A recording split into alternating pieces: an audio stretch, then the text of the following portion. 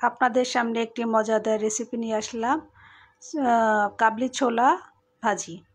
প্রথমে একটা বাটিতে আমি সরিষার তেল দিয়েছি, একটু লবণ দিয়েছি, শুকনো মরিচ গুঁড়া দিয়ে দিয়েছি, এবার হচ্ছে আপনার জিরার গুঁড়া দিয়ে দিয়েছি, এবার হচ্ছে ম্যাগি গুঁড়া, ম্যাগি মশলার গুঁড়া, এরপর দিয়ে দিব হচ্ছে একটা চাট মশলার গুঁড়া। আপনার ছোট চামচ করে দিলেই হবে, হাফ চামচ করে। এবার একটু রসুন বাটা দিলাম আমি, এরপরে দিব হচ্ছে একটু আদা বাটা, এরপরে দিব হচ্ছে আমি আপনার ধনেপাতা কুচি। ধনেপাতা কুচি দিলে স্বাদটা একটু ভালো লাগবে। এরপরে আমি দেবো হচ্ছে একটু লবণ। ওই সময় আমার মনে হয়েছিল একটু লবণ কম হবে, তাই একটু লবণ দিয়ে দিলাম। এরপরে হচ্ছে আমি মশলাটা একটু মাখিয়ে নিব। মাখিয়ে নিয়ে তারপরে হচ্ছে আমি এরপর আরেকটু সরিষার তেল দিব। আর একটু সরিষার তেল দিলে মশলাটা মাখানোটা একটু ভালো হবে। তারপর হচ্ছে আমি এবার আপনার কাবলি ছোলাটা আমি সারা রাত ভিজিয়ে রেখেছি। আপনার সকালে আমি সেদ্ধ করেছি 80% সেদ্ধ করে রেখেছি। বেশি সেদ্ধ করলে আপনার হচ্ছে গলে যাবে। এরপর দিয়ে দিব হচ্ছে আপনার বেসন, টেবিল চামচের 2 চামচ বেসন দিলাম। এরপর হচ্ছে কর্নফ্লাওয়ার দিলাম, টেবিল চামচের 2 চামচ কর্নফ্লাওয়ার দিলাম। এবার এটা হচ্ছে আপনার আমি একটু মাখিয়ে নিব।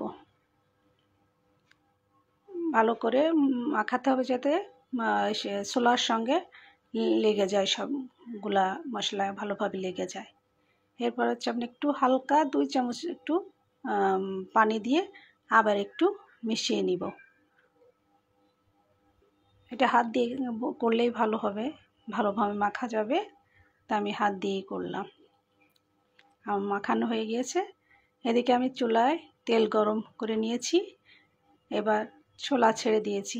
কারণ হচ্ছে আপনার একটা করে দিতে হবে, না হলে একসঙ্গে দিলে একটার সঙ্গে একটা লেগে যাবে, তখন হচ্ছে আপনার ক্রিসপিটা কম হবে।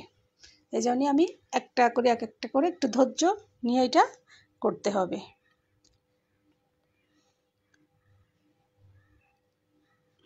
একটু সময় দিতে হবে, তাহলে আপনার ভাজিটা ভালো হবে।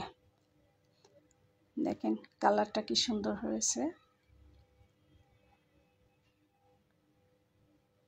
আমি এবার আপনার কালারটা চলে আসছে, এবার আমি হচ্ছে এটাকে নামিয়ে ফেলবো, উঠিয়ে দিব। দেখেন কি সুন্দর একটা কালার আসছে। ভাজাটা আপনার হচ্ছে মুসমুসই হয়েছে। আমি আরেকবার আপনাদের ভেজে দেখিয়ে দিচ্ছি। একটা করে দিবেন, একটু ধৈর্য নিয়ে ভাজবেন, তাহলে আপনার ভাজিটা ভালো হবে, একটার সঙ্গে একটা লেগে যাবে না,